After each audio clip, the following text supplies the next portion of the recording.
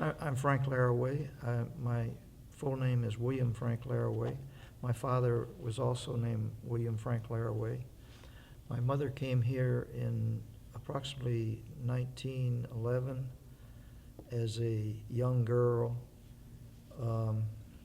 coming out of New Jersey.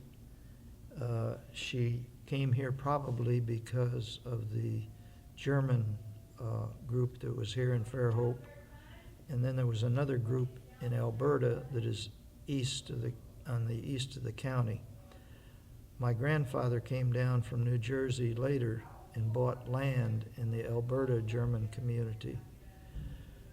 But my mother, to get her first job here, worked as a housekeeper and a child keeper for the Edward G. Doherty family, who lived at Wayside Farm, which was located out about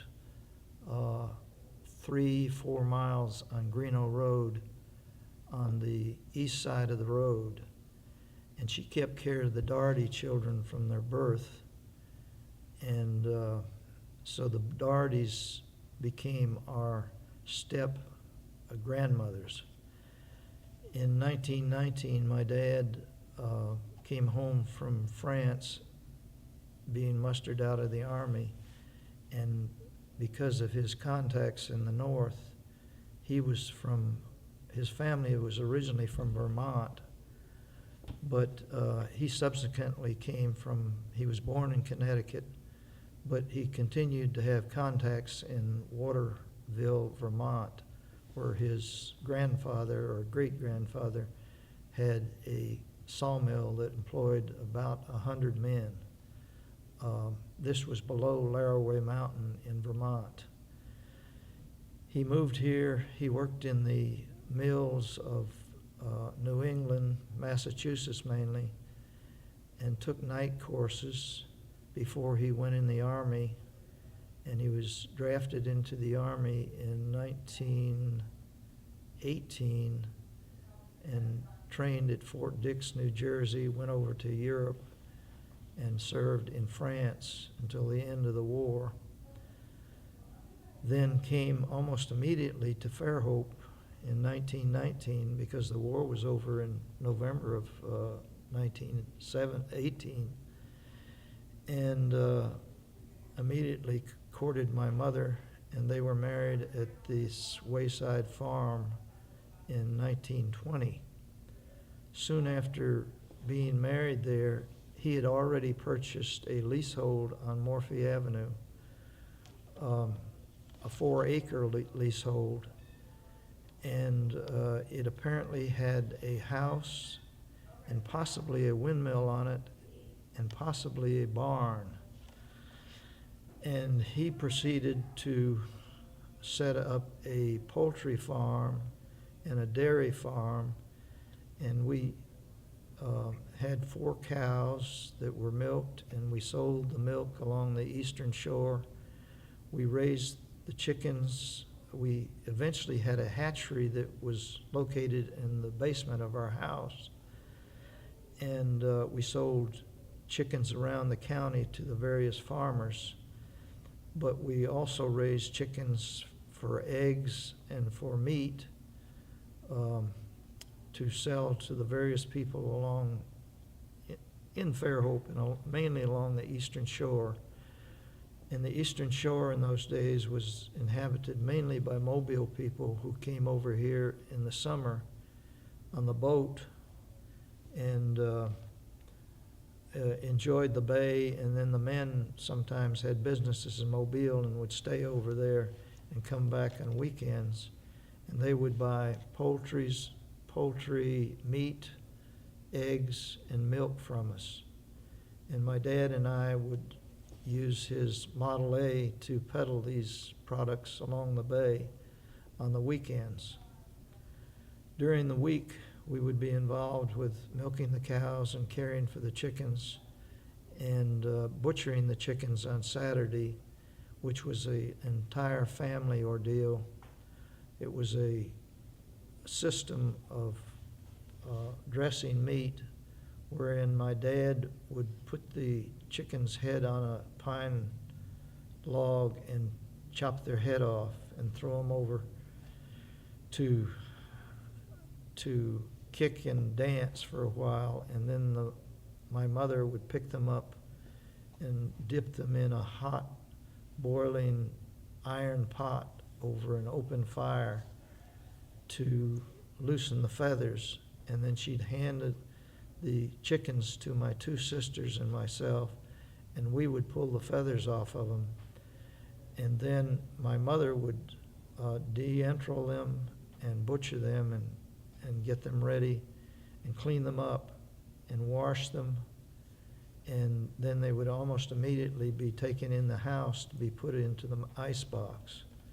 The ice box in those days was serviced by a huge chunk of ice that would come in daily in the yard from the Fairhope ice plant.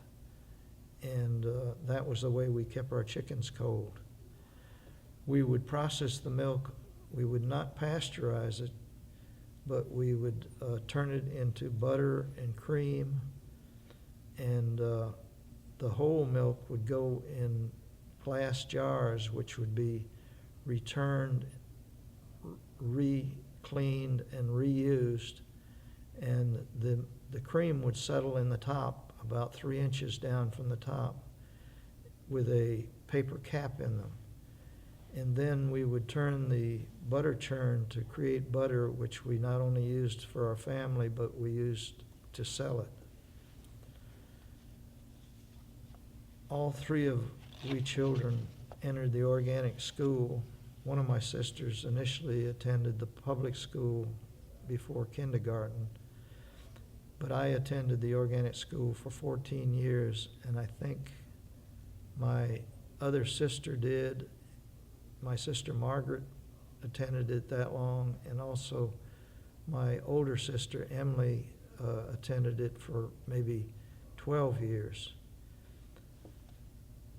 In those days, kindergarten was down in an old building on the south side of the old organic campus in a wooden building that was very modest.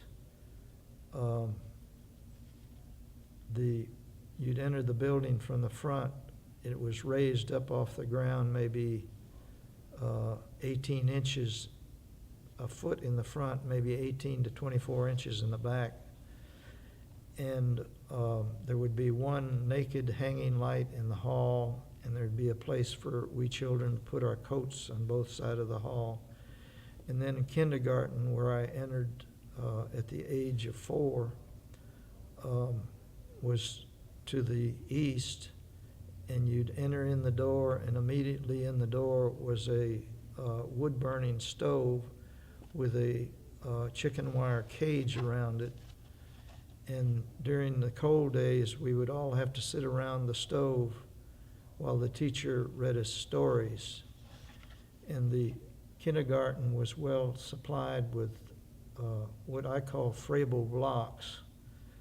They were maple blocks that I understand somebody sent from Chicago that were of various sizes and shapes, similar to the blocks that Frank Lloyd Wright used in his childhood in Wisconsin. Some of the blocks were long enough to make what we call pig pens, which were crisscrossed by the students, and you could get inside these as children, and we could make blocks that stood up like dominoes, and we'd push them just like dominoes to make them go over. But there was virtually no academic work in kindergarten. We were only read stories. We played with clay. We made hand prints for our mothers, and sometimes they were fired, sometimes they were green clay. We had rhythm bands. Mrs. Riggs would come down and instruct us in rhythm band, and every classroom had a piano, and usually always the teachers knew how to play the piano. So she would sing to us, and we would sing together. And we would finger paint on paper. We would do ceramics, crude ceramics, and we did children's dances to the piano, and every child was exposed to nature by going on walks out in the backwoods. Behind the kindergarten was a pine forest, and directly behind the kindergarten was a concrete pool, a shallow, crude concrete pool that once a year, that when it got warm, we'd fill up and let the children play in it. After 2 years of kindergarten, I graduated to First Life. By the way, the kindergarten teachers were a lady named Arnold, Dora G. Ogle, and some other one for those 2 years. Then in First Life was Helen Dyson, and the funny, Mrs. Johnson died the year that I was enrolled, and I remember that Mrs. Johnson enrolled me on in her office on the front, located on the front porch of the school home. And my family has the chair that she enrolled me in, and I remembered it vividly, that my mother sitting there and her sending me down to the kindergarten, and I cried all day wanting to go home with my mother. And my teacher took me up to my sister, who was in school up at the science building at the about 200 feet, 300 feet above the kindergarten building. And she and the girls consoled me, and I went back to the kindergarten and spent the rest of the kindergarten day there. In First Life, I went to Helen Dyson, and one of the first things I remember reading was the Dick and Jane Reader.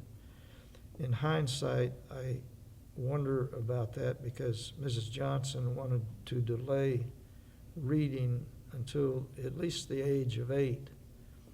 And yet we were reading out of the Dick and Jane Reader with Helen Dyson, who was an avid fan of Mrs. Johnson and very close to Mrs. Johnson, had taken her teacher's training and knew all about it. But maybe by that time she had decided that Mrs. Johnson got that idea from the French philosopher Rousseau, who believed that you should delay all abstract learning until quite late in life. Fortunately, Mrs. Johnson didn't take up his extreme delay in learning, but we had nature walks and things like that in almost all our classes through the school, and that was our science. I distinctly remember my 2 girlfriend companions, Herta Payson and Helen Stursel, who were superior readers than I was. And even at that age, I grasped the fact that girls were ahead of boys in their comprehensions of intellectual subjects. And I noticed that to be the case through my entire school years until about the age of 16.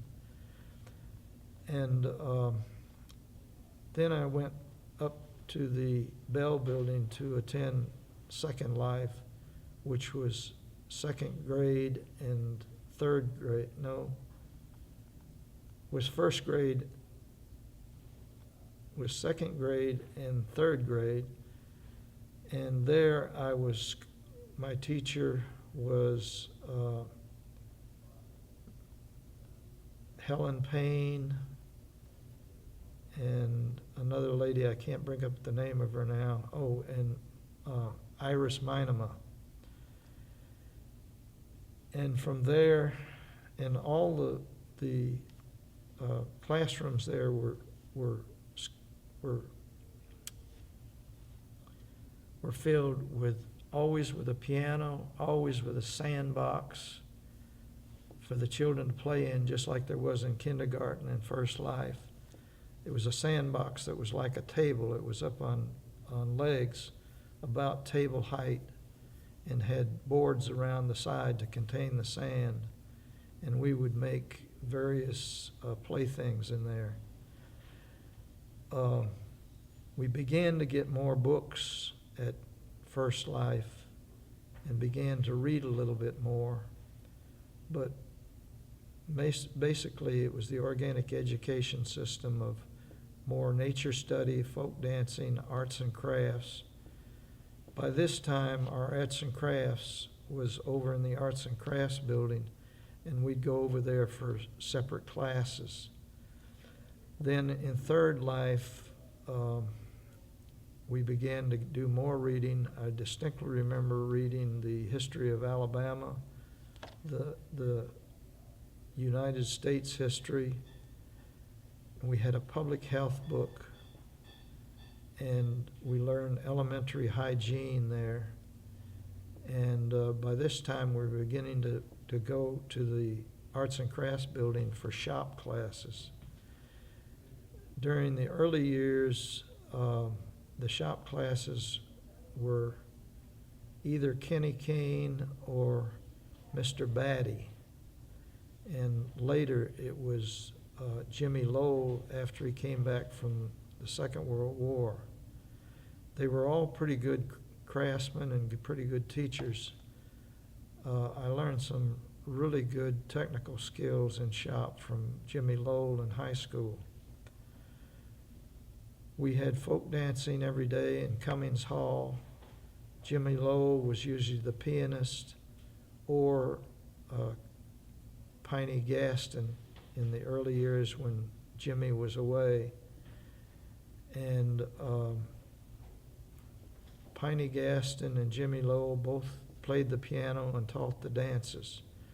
And the dances were English dances, mainly brought over here from England by Raybould.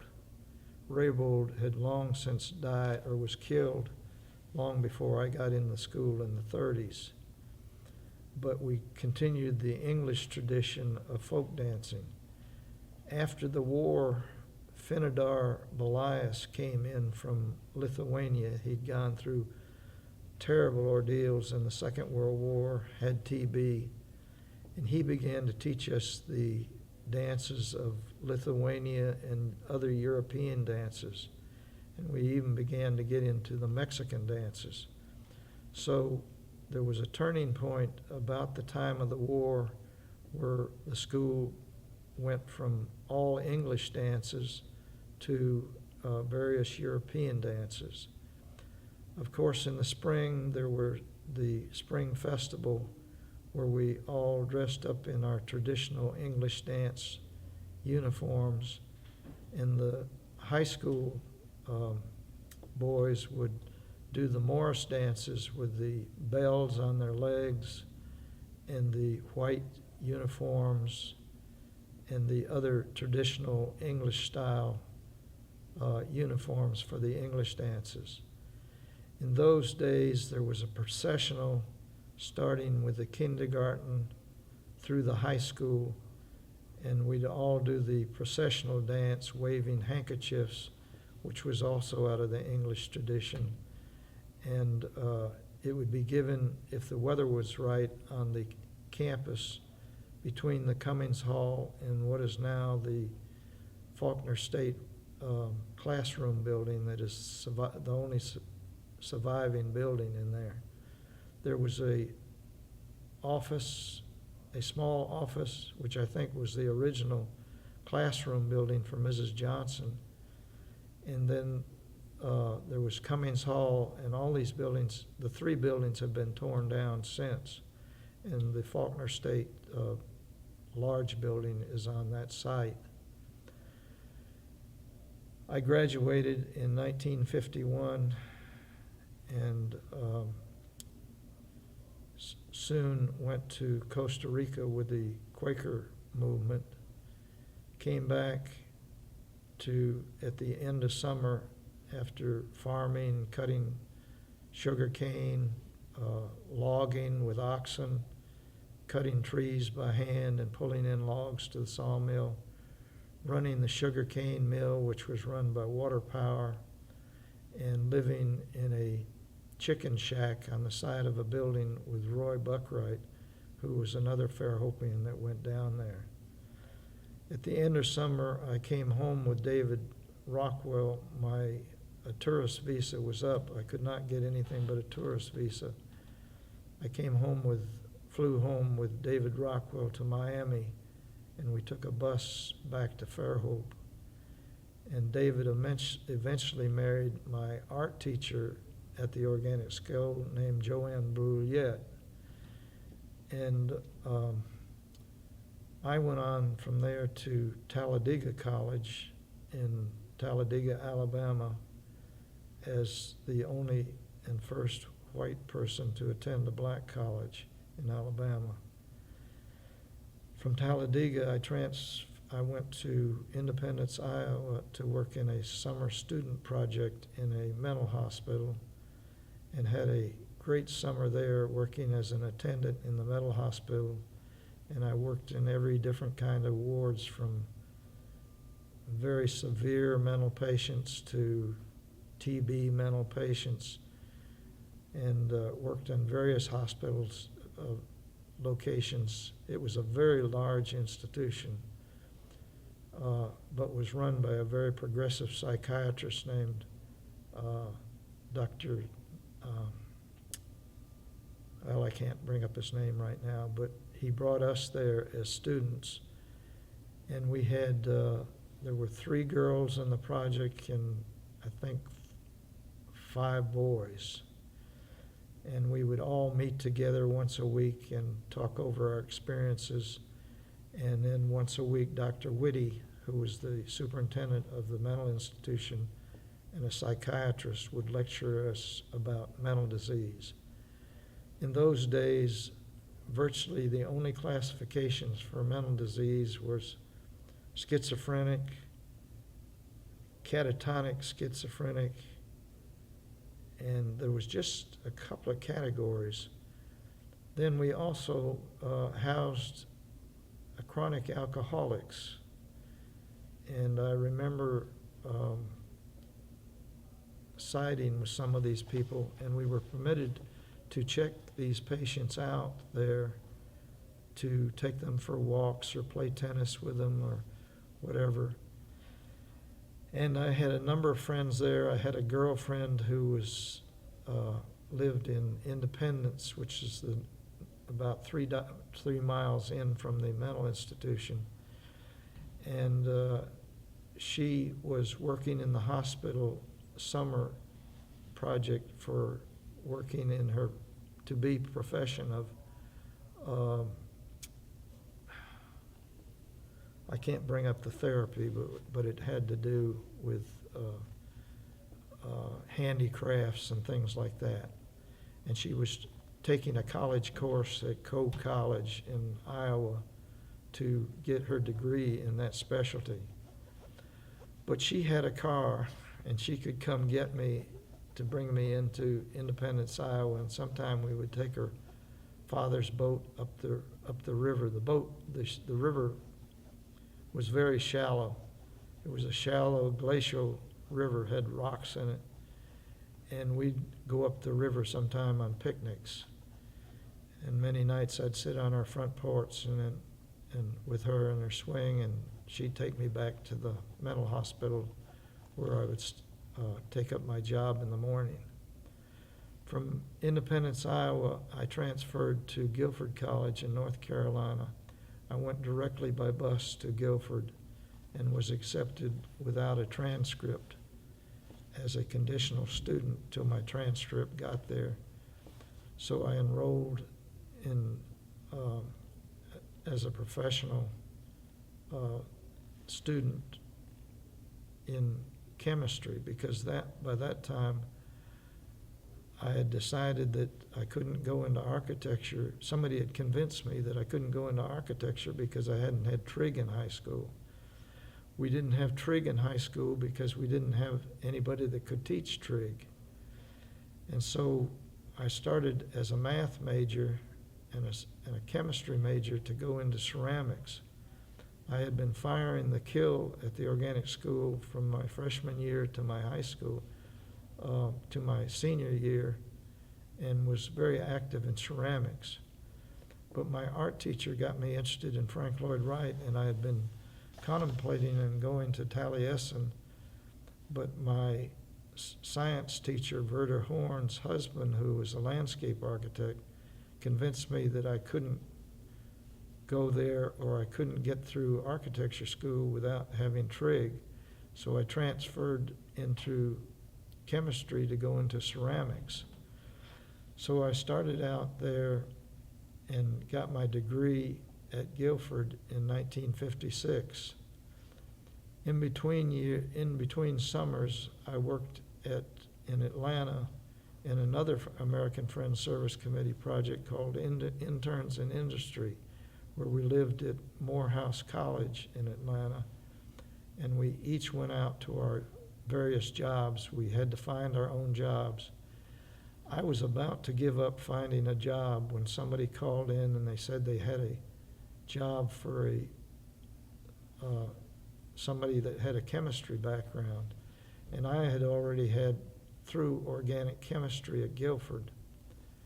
And so I worked for a man named Pendergrast who had been teaching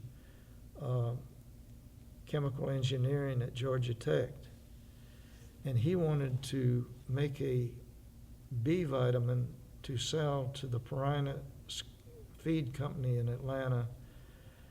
And he proceeded to design the equipment, the stainless steel equipment, and make the equipment to make trimethylamine, which was a type of B vitamin. And we added it to a combination of additives that was to go in the chicken feed.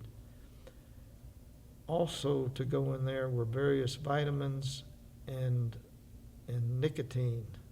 And the nicotine was supposedly a wormer for the chickens. And this was all mixed in a large vat in the attic of this small chemical plant. And it was up to me to mix this. And sometimes I would have to get down into the mixer. It was a huge mixer, about 8 feet long and maybe 4 feet in diameter. Had a huge motorized mixing wheel, and I would have to get in there and clean it out.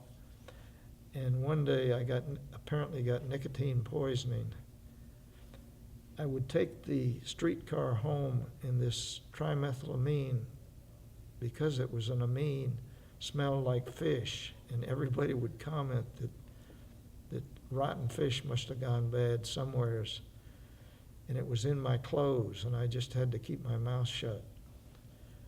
I got home to the dormitory where I lived at Morehouse College, and I immediately began to go into sickness with this nicotine poisoning, and I was so dizzy I couldn't stand up. I went to the shower and stood in the shower all night in a dizzy state and just had to let the nicotine wear out of my system. And I went to work the next day. Well, I finished the work there, and I had a very personal relationship with my boss and his family. His brother took me sailing on the nearby lake where Atlanta gets its water from. I cannot remember the name of the lake. And they had me to their house overnight, but they were just very nice to me, and they corresponded with me every Christmas after I left until the present day. I left Atlanta and went back to Guilford and completed my degree in 1956. And by that time, I had changed my major to philosophy as a parking major because I was good in philosophy. But I had to minor in math in order to prepare myself for architecture at the University of Michigan, where I intended to go. I graduated in spring. I went to summer school in spring of 1955, in summer of 1955, in order that I could graduate in June of 1956. I changed my major so many times that I'd taken up all my credit space with various courses, even though I took 18 hours every semester. And in my senior year, I did very well academically, taking calculus, three physics courses finally. And I was on the varsity tennis team, and I got the Asian flu, and I almost quit school. It was such a terrible load. My parents came from Alabama to see me graduate in June of 1956, along with my nephew, who I was trying to encourage to go to college. And we traveled home. There were 6 of us from Fairhope at Guilford College. We all graduated at different times. Don Rockwell graduated 2 years before I did, and eventually went to Tulane Medical School and became a doctor in Mobile. Wilburn Odom was there. Ken Wallace was a student there. Don Rockwell was there, and later came Richard Horn, and several of the Rockwell boys went to Guilford also. From Guilford, we went back to Alabama after traveling through the Smokies, and I worked the summer with David Campbell in carpentry, building an addition to the Corny Gaston home in Fairhope. At the end of the summer, my job did not open up until the end of summer. So at the end of summer, I loaded up my little Studebaker with all my stuff and drove directly up Highway 31 to Michigan. There were no expressways in those days. And so it took me 2 days, and there were no rest stops except one in Kentucky in those days. And that was the only place I'd stopped to sleep along the way. It took me about 24 hours to get to Ann Arbor. I came into Ann Arbor not knowing where my job was, which was in the University of Michigan Hospital in the research lab. And I just tried to park my car after I found the hospital, and I couldn't find a parking place there. And I parked my car quite a ways from the hospital and hiked over to the hospital, where I was taken to the personnel department and introduced to my lab. My lab was a research lab, the only research lab in the hospital. The hospital was a huge hospital designed by Kahn of Detroit. And it was something like 8-10 stories high, but we had the entire one wing. It had 4 wings and then a middle portion. And we had the entire basement wing for our research lab. The research lab was called Endocrinology and Metabolism Research, and it was entirely dedicated to research in the metabolic diseases. I was to be a technician there in chemistry. My first job was to clean out the reagent room and to sort the various journals that were in a library in the hall. And the head of our lab was named Dr. J.W. Kahn, who was a medical doctor, and also Stephen S. Fines. It's spelled Fagins, but his name was Fines. They were both had been chemical majors in college at Michigan, but immediately went into medical school with their major in chemistry, and probably knew as much chemistry and more than I did, but I did not know that. I thought they were strictly medical doctors. They were basically in a clinic in another part of the hospital, which was known as the E&M Clinic, Endocrinology and Metabolism Clinic.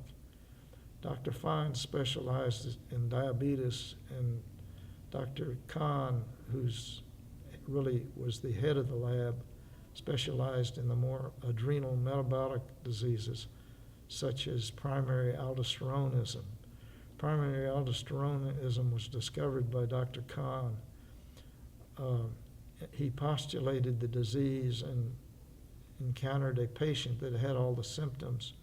And before doing the surgery on her, he brought her into the lab. We had 4 patient rooms as part of the lab to house people like that.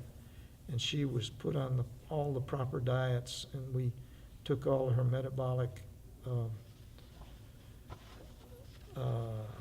what would you call them? Everything that came out of a person, we analyzed in the lab before the surgery was to occur. After about a month, surgery occurred, and she had a large Gulf-sized tumor on her adrenal that was producing aldosterone and causing her to retain salt and excrete potassium, I think it was. And we had many other patients, research patients like that, plus we had at least 2 control patients who were also serving as guinea pigs. We had a large room at the end of the hall, which was known as the sweat room, where these patients would go in with rubber boots, rubber attire, and the sweat room would have a steam producing room that would imitate the tropics. And these patients, we would take all their urine, all their blood, all their sweat, and analyze it so we would know what's going on. And the doctors would put them on low salt diets or high salt diets, and we would do all the chemistry of their metabolites. I was first assigned to work with a medical doctor named Dr. Morehouse, who was going to do a rat assay for aldosterone. And the gist of the assay was that we would take the diaphragm out of the rats, and I'm sorry, we were doing a sugar assay. We were doing an assay for aldosterone. This is 60 years ago, so I'm having trouble with my memory. We would take the diaphragm, which is the portion of the flesh that is just under the lungs in people as well as rats, and we put them in these solutions with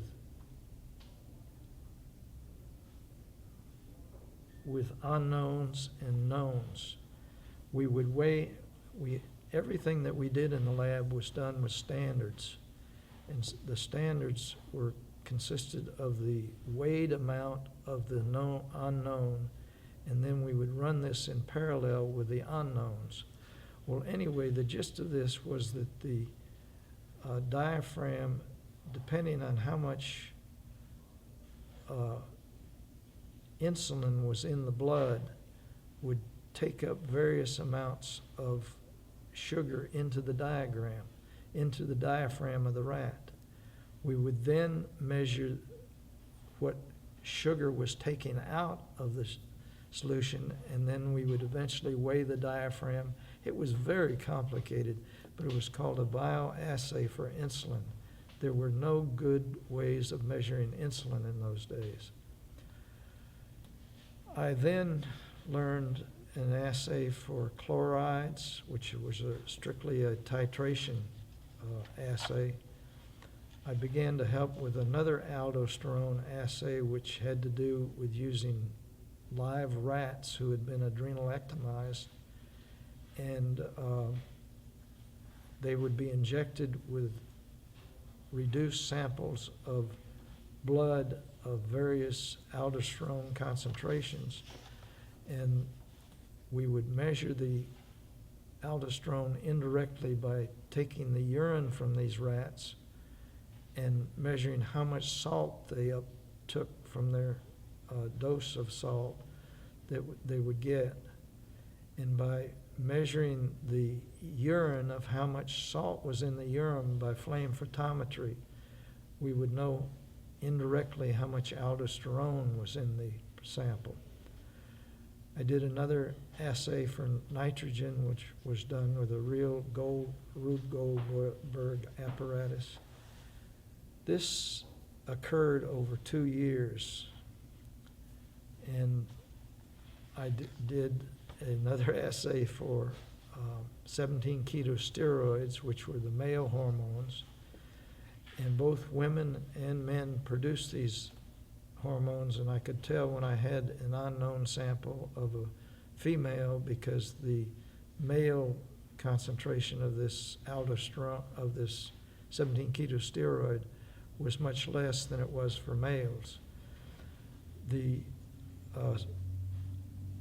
assay for this consisted of taking a urine sample of a measured amount, 1,000 milliliters, and reducing it through this chemical process. Eventually, the samples were read on a light meter, which I did, and then I would record my results in a logbook, and then the doctors would use this logbook. I also did an assay for nitrogen, which very often required reducing the urine samples.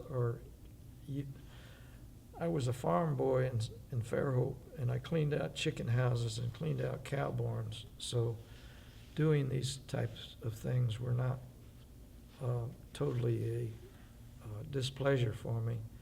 But I had to take the human stools, and dry them out in a dryer, then chip them out of these porcelain containers and grind them up in a food grinder and pour this powder, this stool powder, into a 500 cc Erlenmeyer flask and run an assay on it to determine how much nitrogen was in it.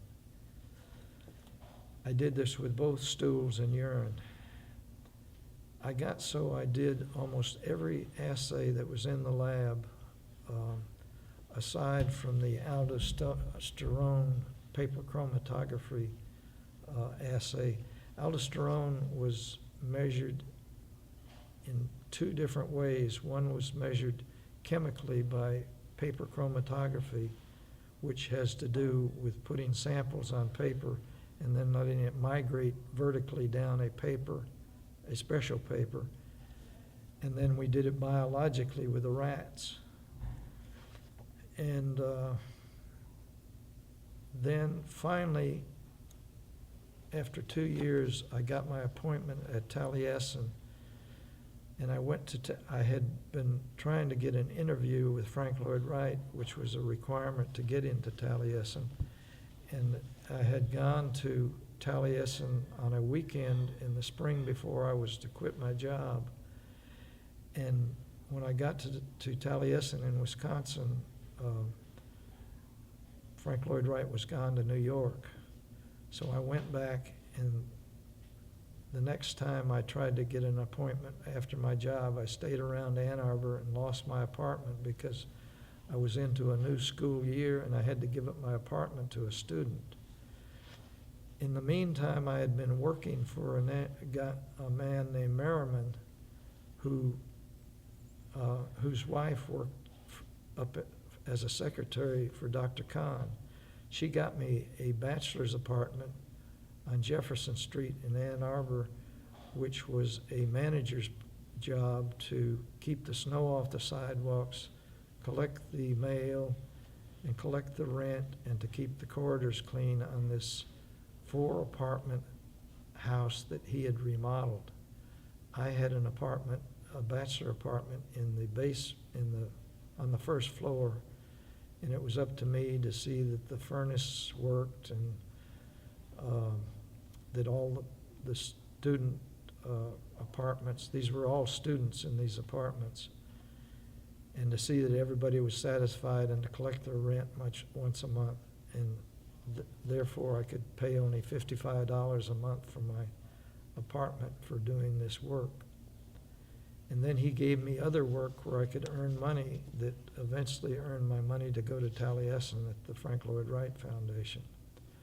Well, anyway, in September, I quit my job, and I had to bum a place to stay with two of my fellow lab technicians and some other people to just, I was waiting for my call from Taliesin to come to Wisconsin. Finally, I just put everything in my car and I went. Fortunately, when I got there, the secretary accepted me and put me in a room, but I still didn't have my interview with Mr. Wright. So I went ahead and did the various chores of Taliesin, which mainly consisted of picking up the garbage and taking the garbage to the pig pen and to the trash dump across the road. Finally, I got my interview with Mr. Wright after a month I'd been there, and I told him that I'd been to Marietta Johnson School, and he sounded like he knew Mrs. Johnson and of the school, because he told me, he said to me, she got that from me. He called his architecture organic architecture. And I think most people in Fairhope could never understand why they called it the organic school, or why they called it the School of Organic Education. And since he said that, I'm not sure that Mrs. Johnson didn't know Mr. Wright in Chicago or Wisconsin or in St. Paul. Mrs. Johnson had both graduated in Minnesota at St. Cloud Teachers College, and then she taught briefly in St. Paul, where Miss Frank Lloyd Wright's sister was superintendent of elementary education. And I'm not sure at all that she didn't know of Frank Lloyd Wright and didn't meet him, maybe even at Taliesin, but probably in Chicago at Hull House. Frank Lloyd Wright's sisters, he had three sisters that were all teachers. I'm sorry, two sisters and a mother that were all teachers. And they had a school at the Frank Lloyd Wright Foundation that was called Hillside School, which was very similar to the organic school. And it predated the organic school. It was established in 1878, I think, and closed in 1910, just about the time that Mrs. Johnson's school was starting in Fairhope. It had financial problems, just like the organic school in Fairhope had, and they had loans and they'd gotten in debt, and they just finally had to close their doors in 1910. So Mr. Wright, when he came back from Chicago, he took over the school, which was about a mile from his house at Taliesin. And that at Hillside, that was called, which took up his aunt's old school, had been converted to a dormitory and a drafting room for architects. There was also a kitchen there that had taken up the old Hillside home school kitchen, and Mr. Wright modified all that to house young architects in training. And I was housed in a little room that were a whole series of dormitory rooms on both sides of the drafting room. I had a chance to, I was assigned to serve Mr. and Mrs. Wright for a week over at Taliesin, and my duties there would be to set up the table where they were to eat and to bring them the food, which was in the living room of Taliesin. This was before I'd even had my interview with him. I had the opportunity while I was working in the kitchen to hear him play the piano. He was very fond of Beethoven, and he patterned his architecture after the symphonic structure of Beethoven. When I had my interview with Mr. Wright at Taliesin in his office. I just want to make sure we're not out of tape here. Well, I was wondering, I thought you said it was. We're at 50 minutes, Oh, God. so let me just change tapes.